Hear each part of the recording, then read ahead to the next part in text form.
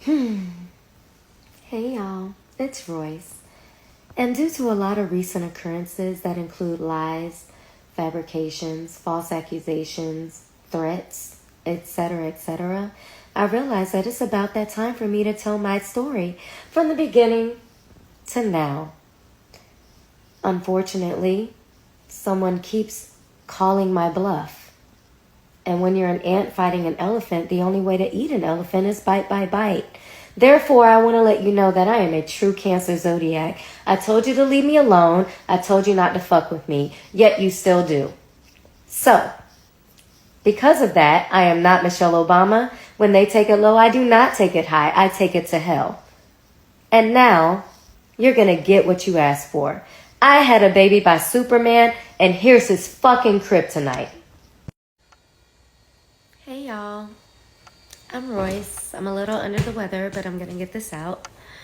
So, this is my story about how my life changed beginning July 31st, 2004 to now. All because I had a baby by Superman. Part 1. July 31st, 2004, I was at the movies at Downtown Disney with 2 of my friends. When 3 male figures walk in, one looking to be about an inch away from being a midget, the other very skinny and he had a bad acne problem, and another one who is extremely tall. As they come over to the concession stand, we are greeted with, "Y'all in my book."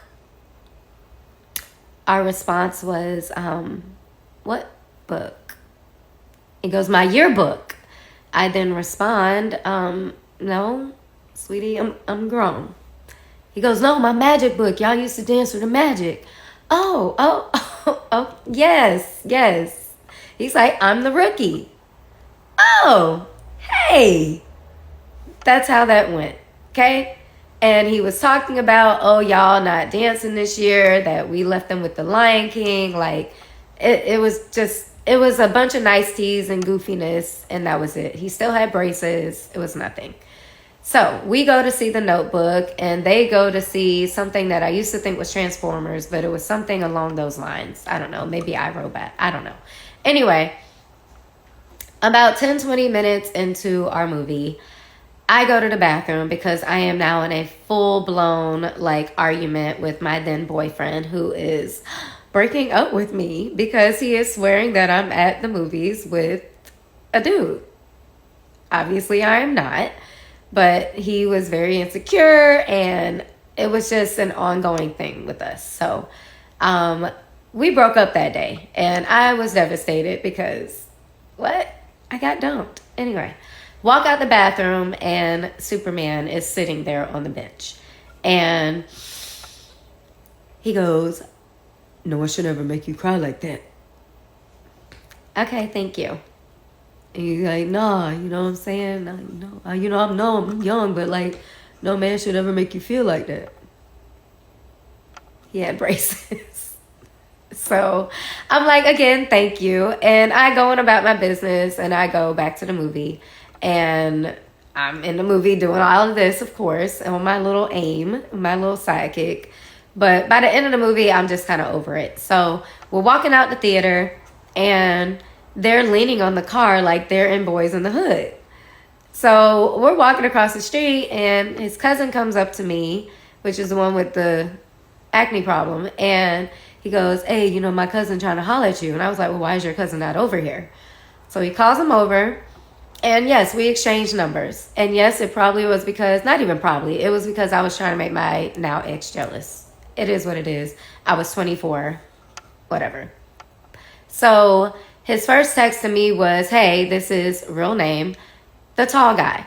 So if you've ever seen me put TG on something or heard about that nickname, that's where that came from. So anyway, fast forward, 2 months go by, and I have not gone out with him. I haven't really said too much to him outside of AIM and, T-mail. So I was just being an asshole. Well, realizing that my relationship is now over for real, my dad is like, "Well, why not just go and hang out?" He's like, "You don't have to do anything." He's like, "But just hang out." have like some male companionship.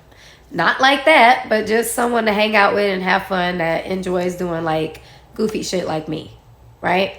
So we decide that we're going to go to the movies at Festival Bay, which is now changed names probably like 20 times. But we go to those movies, and I'll never forget this day because this is when I felt the shift. But it was a man and his son. And the son ran up to me and was like, "Oh my God, you're a magic dancer." And I'm like, "Yeah, I am." That never happens, y'all. People don't know the magic dancers here. Like, no, for real. People don't know the magic dancers at all.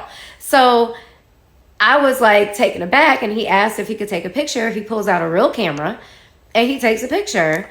After that day, there was a shift. I started getting invited to promos, to fashion shows, to theme parks, like, team events. I was everywhere. And I had stated a few times that I was thinking about going back to dance, and he was against it. So I did a brand ambassador tour with Cherry Vanilla Dr. Pepper, came back, and I said, I've made up my mind. Like, I'm doing this. And was he being supportive of things that I was doing? Yes. He was at the fashion shows that I did with Gaucher. Yes, that Gaucher. Hey, girl. He was coming to my parties.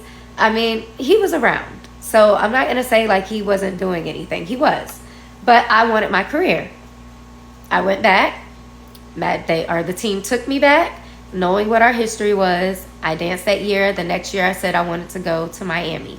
I said I wanted to dance for the Heat. That was my dream team, either there or the Dallas Cowboys. And both of those he was completely against, and I had no idea why. He would offer like our suggestions for other teams, but never those two. Just completely against anything in Texas and Miami. Now you'll know why. I audition for the team. I make it. Yay me. And after a couple weeks, there's a couple girls that are just treating me weird, and I didn't know why. Well, I ended up finding out that he had cheated on me with one of my teammates who used to live in Texas, but now was coming to the Heat, and he had been trying to get both of us to not say anything. Anyway, broke up with him and was trying to live my best life, y'all. Really was, right?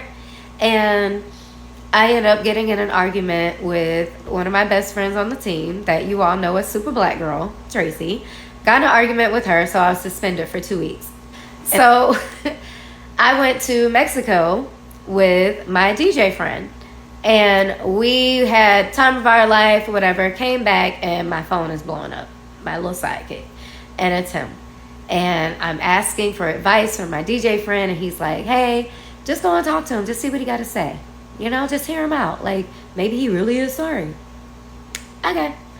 I go to the hotel, and at first he wasn't in there because he was at like team meetings. But then he comes in, and we're in there and we're talking, and he's pleading his case and asking for forgiveness, talking about how much he loves me and that he'll never do it again, that I'm the one for him, I'm perfect this, perfect that, all these things, y'all. And I said I would think about it. I said, I'll talk to you later. So I walked to the room, or I walked to the door, and he pulls me back with my arm, and he's like, "Well, can I at least have a hug?" Sure. That hug turned into kissing and touching and our child being conceived. I did not know I was pregnant until about a little over a month later, when I was in practice, and one of the dancers who, funny story, ended up marrying the head coach of, that's not important, sorry. So after practice, I go to Walgreens and I buy a pregnancy test, and I take it home, take the test, call my brothers and girlfriend, wait for the results, and when I see them, I start bawling. I literally lost it. I saw my entire career just disappear, and I was devastated. I called my mom in the same state of mind. She's losing it. She's freaking out, until I finally tell her, like, I'm pregnant. She goes, "Oh, I thought you killed somebody." That's how hard I was crying. She asked me if I had told him, and I said, I've been texting him. I've been texting his cousin. I've been texting his best friend, and nobody was responding. And I said, Mom, I cannot be a mother. And I said, please help me. Like, I cannot be a mom. I'm not ready to be a mother. And she was like, well, you're going to have to tell your dad. So for 2 days, I waited for a response. And when I finally got one, the response was, I was asleep. I responded, for 2 days, you just played a game in Milwaukee last night. And then he responded, I thought you were on birth control.